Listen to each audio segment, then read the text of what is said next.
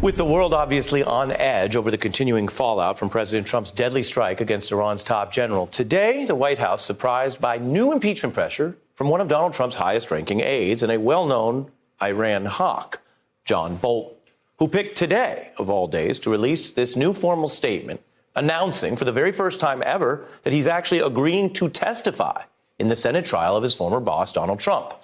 Now, as you hear Bolton's new position, keep in mind, this is a statement that no one in the White House wanted and that most Senate Republicans oppose, and that, as far as reporting goes, this is an answer that few journalists were asking for right now. Because Bolton's moment had already passed, effectively, during the impeachment probe in the House. You may recall Democrats withdrew the court efforts to compel witnesses in order to avoid any lengthy delays. And yet now, today, John Bolton announces, quote, "The House has concluded its constitutional responsibility by adopting articles of impeachment," which, as far as announcement goes, is really something because everyone already knows the House impeached Trump.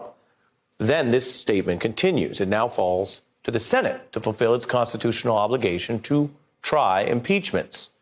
Now, at this point in this statement that's riling everyone up, Bolton is still doing a kind of a civics summary, saying after impeachment comes the trial, which we know.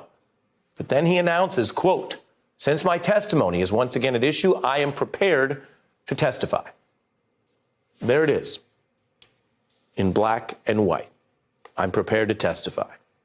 This is the guy who spent weeks claiming he was caught in this constitutional conflicting order between the White House and the Congress. And now he says, well, he won't be caught.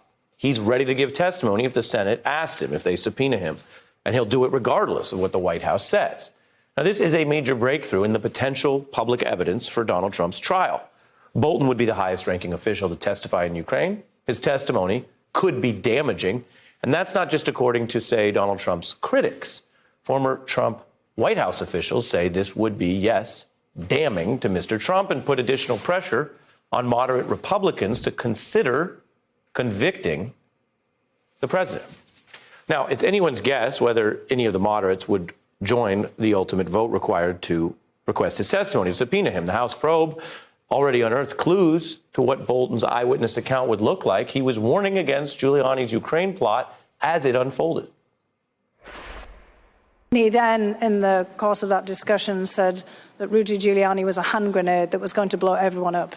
You tell Eisenberg, Ambassador Bolton told me, that I am not part of this whatever drug deal that Mulvaney and Sondland are cooking up.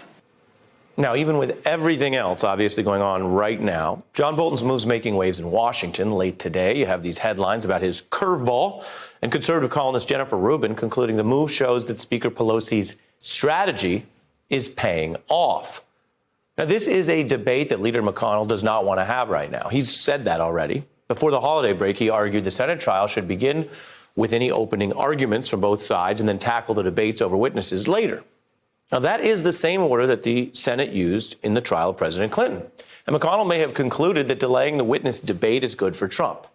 Today, though, John Bolton has single-handedly reignited the whole witness debate, joining the ranks of people who argue that any serious trial should include fact witnesses and raising the question that McConnell has already admitted he wants to kick down the road. The question is really straightforward.